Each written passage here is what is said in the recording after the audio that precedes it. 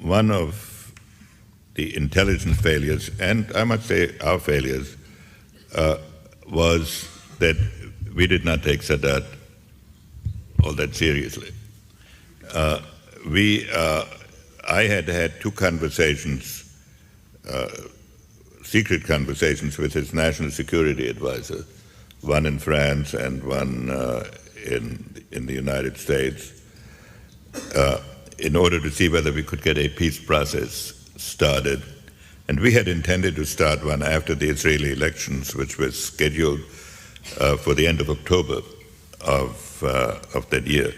But Sadat, who had succeeded Nasser in 1970, had been threatening things for years. And in fact, when his security advisor met me the first time, he made a presentation at the end of which he said, if we succeed, the president will invite you to Cairo.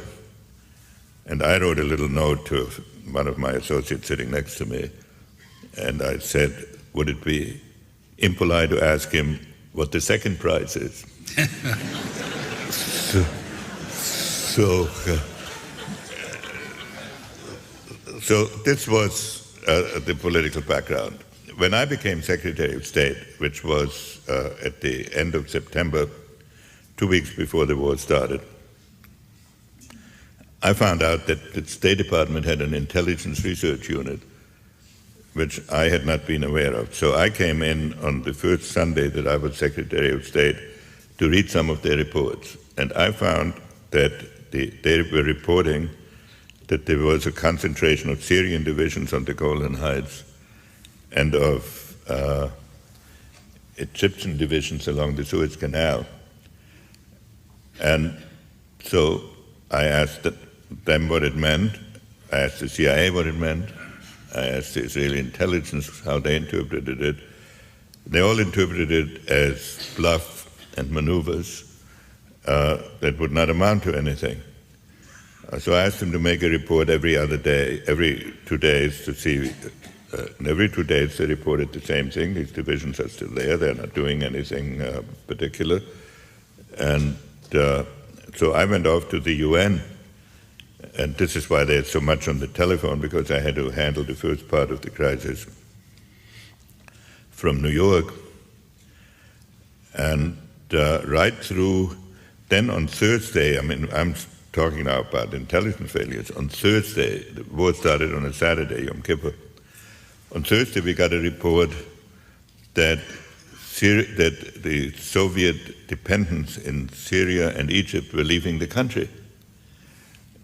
And we asked the intelligence people what that was due to. It said, well, there must be one of these quarrels between Arabs and Soviets. Nobody asked the question, who could be quarreling with the Arabs, with Syria and Egypt simultaneously, that would evoke this? Synchronized anger. So when that phone call came in at 6:15 in the morning, the first thing that Cisco, who brought me, he was the Assistant Secretary of State for Near Eastern Affairs, Undersecretary for Political Affairs, when he came in, he said, if you get on this right away, were his first words to me, if you get on this right away, you'll get it under control. Well, by that time it was way out of control. The Egyptians were getting ready to go across the canal. The Israelis sent us a message saying, assure the Egyptians that we have no intention of attacking, so if they're attacking because they're afraid of us, there is no need. And the first, so I asked the emergency group in Washington, that was called Washington Special Action Group, to meet to assess that situation. And their assessment was that probably Israel was starting this, because the mindset was that this could not, that the Arabs were not in any position to start a war. So we spent, it can be traced in the book, the first 3 or 4 hours of the war analyzing who had started it. And the conversation with Abba Eban, where I say the Egyptians are telling us, I was talking to the Egyptian foreign minister and to the Soviets, and I said, the Egyptians are telling us you attacked in the Gulf with a naval operation, and I said, this is not your normal way of procedure, and he said, oh, no, but I don't know what's going on. So it wasn't until it started at 6, I would say it wasn't until about 11 that it was clear who had started it and the magnitude. And it took 2 more days before we and the Israelis realized that the Arab armies had actually scored a substantial success. Let me ask convinced that it was a tragedy that the war had started, but that once the war had started, we should use this opportunity to see whether some progress could be made towards an Arab-Israeli negotiation. And therefore, we were convinced from the beginning that there would be a huge Israeli victory, and that was not at all clear for about 10 days. Israel was teetering very close to the edge of catastrophe for a while. Which was a surprise again. Total surprise. So, of course, to them too, above all. So I said it's the objective immediately that we would attempt to restore the conditions when the war started, so that if Israel advanced, we would use our diplomatic influence to return them to the starting point. And we were asking the Soviets and others to support us at a time when the Arabs were gaining, to support a ceasefire resolution on the basis of the pre-war lines. That also had the advantage that it forced the Soviet Union into a very difficult position. They probably agreed with my analysis that Israel would win, but if they took our proposal and supported it, they would be telling their Arab allies that they had to give up territory that these allies considered their own, and which was not contested as being their own. And I had some painful conversations with the Egyptian foreign minister, said, how can you ask us to go back? But at any rate, this was a position that we had at the beginning, to which we could then return when the tide had turned, and that put us in the position where all the parties had to deal with us, and where our basic theme was, to the Arab side, you can make war with Soviet arms, but you have to make peace with American diplomacy. And this turned into a situation where we gradually then pushed the Soviet Union influence out of the Middle East, but it was. I think the Soviet the history was that the Soviets had at one point put 20,000 of their military personnel into the Suez area, and that the whole air defense of Egypt SAM missiles there was a belt of SA-3 missiles, SA-2 and SA-3 missiles along the Suez Canal. And one reason why the Israelis suffered such heavy casualties was that their air force could not really operate along the Suez Canal because of the effectiveness of the Soviet established missile defense. Then Sadat kicked the Soviet military personnel out in the summer of '72. The Soviets were caught in a dilemma. They had the dominant position in Egypt and Syria when the war started. But they also were very eager to maintain good relations with us. And under the tone policy that was then going on. So they were torn. They didn't want to give up their allies. They didn't want to give up the relationship. They probably knew that the war was going on, would happen. They didn't want to warn us. They claimed afterwards they pulled out their personnel to give us a warning, which we didn't catch. That may or may not be true. But I think the Soviet policy did not have a clear line during the crisis, and that was a great opportunity for us. They were encouraging, and they did start, on the second or third day, they started an airlift of their own to help mostly Syria, but some into Egypt. I wanted to prevent two things. One, a huge crisis with the Soviet Union when the vice president was in the process of resigning. And Watergate was building up, and Vietnam had just been, at least temporarily, put behind us. And secondly, I wanted to prevent the Soviet Union from appearing as the protector of the Arab world, and to split and to isolate us in the defense alone with Israel, with the European countries also opposed to us.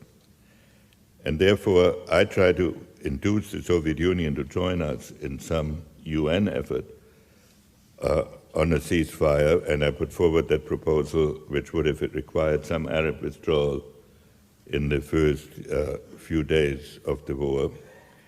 And I kept the Soviets rather well informed of what we were doing, so that we could restore the military situation. At the same time, we were beginning almost immediately some military resupply of Israel, at the beginning primarily with high-tech equipment. And you remember, I have to repeat, the war started on a Saturday. We thought that by Wednesday, Israel would clearly have the upper hand.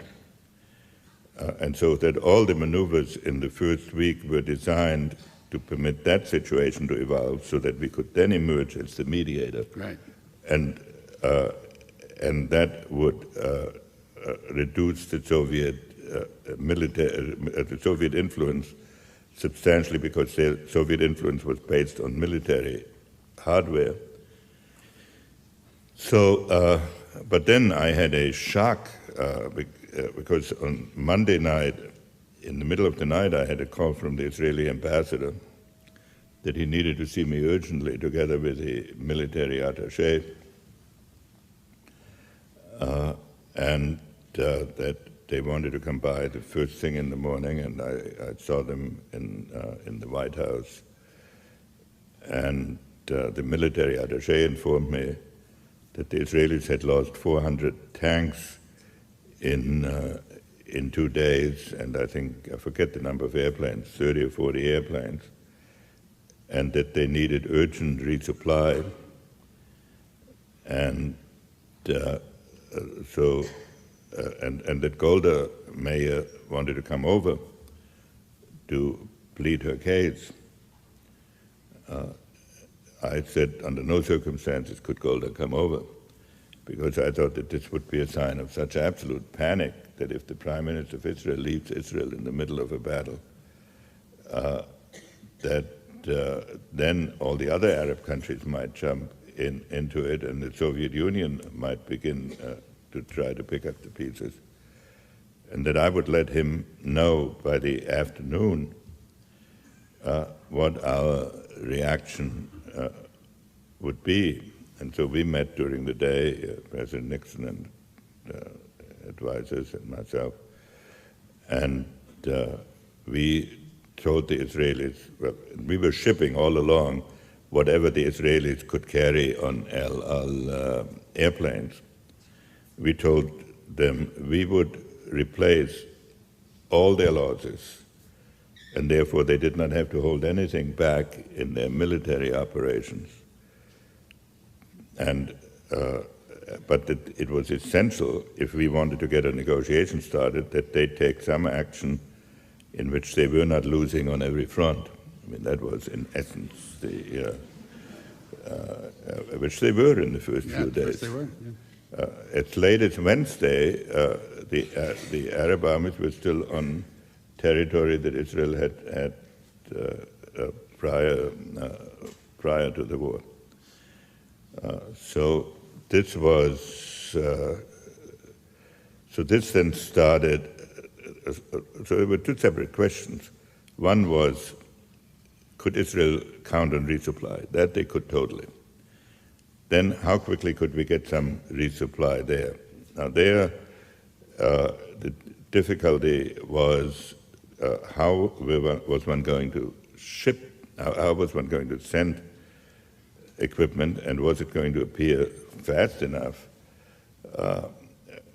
And we still thought at first that the battle would be essentially decided by what was there.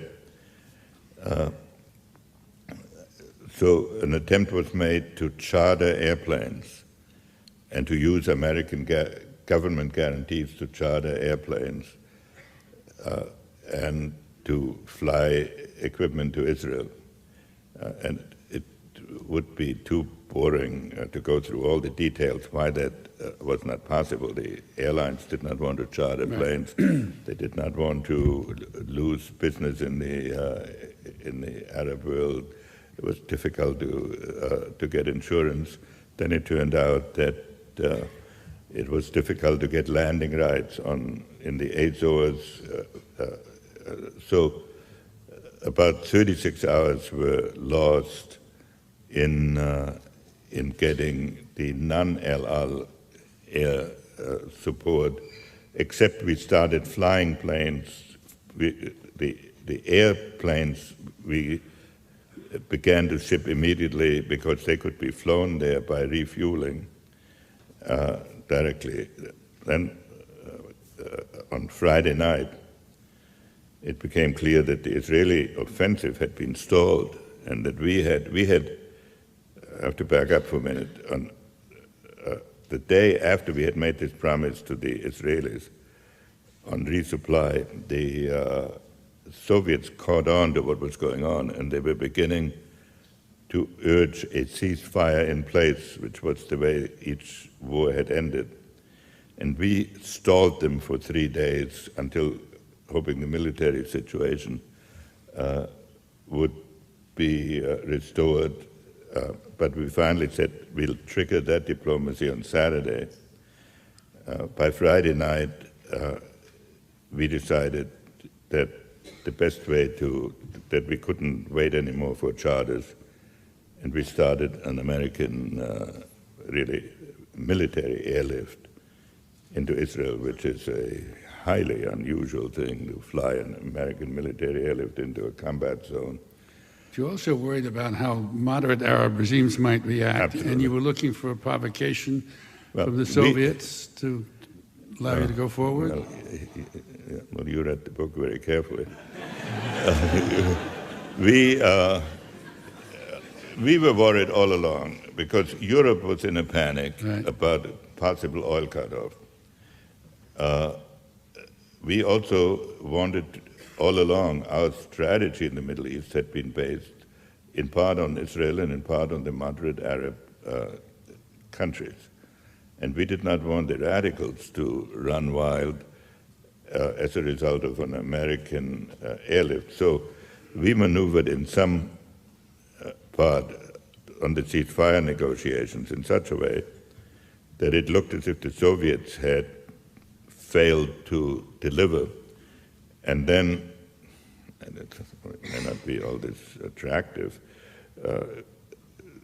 our airlift was already going and had already been flying for 15 hours, but it took a while to get to Israel. So by the time we told the Soviets that we were doing an airlift, as a result of their transgressions, the fact was we had already started it. The fact was, whatever the formal diplomacy was, if we could not get a negotiated outcome then, one had to wait until there was a clear-cut military decision. And so then the second week was spent on waiting that clear-cut military decision to emerge. The Egyptians made a military mistake of moving 2 of their armor divisions outside the protection of their missile defense. So they lost in one day 300 tanks of their own to the Israeli Air Force. And then the battle turned entirely, and the Israelis... Not always with the help of Golda Meir. No, there were 2 aspects to this. The first was the Israelis scored a big victory by going across the canal and in effect tearing up that missile defense shield. Right. Then an urgent ceasefire was made. I was in Moscow. I flew from Moscow to Tel Aviv to symbolize our continued interest in Israel and to work out the exact hour of the ceasefire. And unbelievable as it may be, here's Cairo and Jerusalem are, 500 miles apart. It took us an hour or so to figure out the time difference because there was no. So anyway, this was done, and when it was done, I left. And on the way back, while I was in the air, the Israelis jumped off again and trapped the Egyptian Third Army, which had not been trapped before. And so I arrived back in Washington thinking we had a ceasefire, and the Egyptian Third Army had been trapped. Now, we had maneuvered against the Soviet Union, but we did not want to inflict a total humiliation of going to Moscow, going to Tel Aviv, making it look as if America colluded in this maneuver. And I did not think it was either in the interest of Israel to have to destroy the Third Army, which could fairly easily be reconstituted with Soviet military help, and overthrow Sadat. By that time, I had developed a respect for Sadat because during the war, which I should have mentioned earlier, during the war, from the first day of the war on, he and I exchanged messages. And even while we were resupplying Israel, I would send him messages saying, now remember, you will need us when this war is over, and please conduct whatever you're doing in such a way as to make it possible for an American peace offensive or peace process to start. And he never unleashed the mob against us the way NASA had in '67. So for all of these reasons, we thought that a solution had to be found to the problem of the Third Army. Before we could turn to the solution, the Soviet Union threatened to send troops. They got really angry when they found out they'd been had, didn't they? Well, yes, we did not. We did not conduct our diplomacy in order to. No, I understand. To trick them. We wanted gradually to push them out, but they were very angry to have me there, go back via Tel Aviv, and then so they sent us a message. It was on a Wednesday night that they moved massive naval forces into the Middle East, into the Mediterranean, and they sent us a message threatening, saying that they and we should send a joint military force, in effect against the Israeli trapping of the Third Army, and that if we did not join them, they would go alone. And they had stood down 10 of their 12 airborne divisions, which is a sign of mobilization. And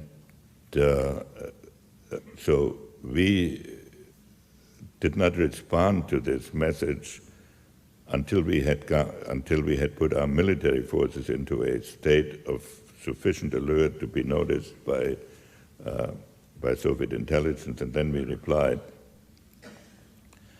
And then the Soviets pulled back and said it was enough if we each sent 50 observers. And we cut that down to 20 before it was over. But then this was Thursday. So Friday, what I urged the Israelis to do was to permit a convoy of food, water, and medicine to go to the Third Army, but otherwise keep the positions as they were, keep the Third Army trapped, but not starve them to death. And this the Israelis, by one means or another, managed to avoid doing. And so comes Friday, we get a message from the Russians that a hotline message was coming. And that usually means it gets there within 5 minutes. That's why it's called the hotline. And in fact, it turned out that we didn't get one for 4 hours, so we thought, here we're building into another crisis. And so we decided that we could not have a nuclear crisis every 48 hours on an issue which needed to be resolved in everybody's interest in the way we had proposed. So we sent a message to the Israelis saying, we sent a message to the Egyptians urging direct talks between Israel and Egypt, which had never happened before. And we sent a message to the Israelis that if by 8 o'clock the next morning they had not let that convoy through, we would have to vote against them in the UN. There were groups in our government who wanted to resupply the Third Army with American airplanes, which I opposed. Well, I can assure you, we got a message from Golda Meir, which was not exactly friendly in response to this. And while these exchanges were going on, the Egyptians accepted our proposal to have direct negotiations with Israel. And that started another minor crisis, because there was, well, shall we say kindly, a misunderstanding as to exactly where they were going to meet. And that was finally solved. And so after the smoke cleared, the convoy went to the Third Army. There were the first direct talks between Egypt and Israel, and out of this 3 agreements emerged, culminating in the peace agreement.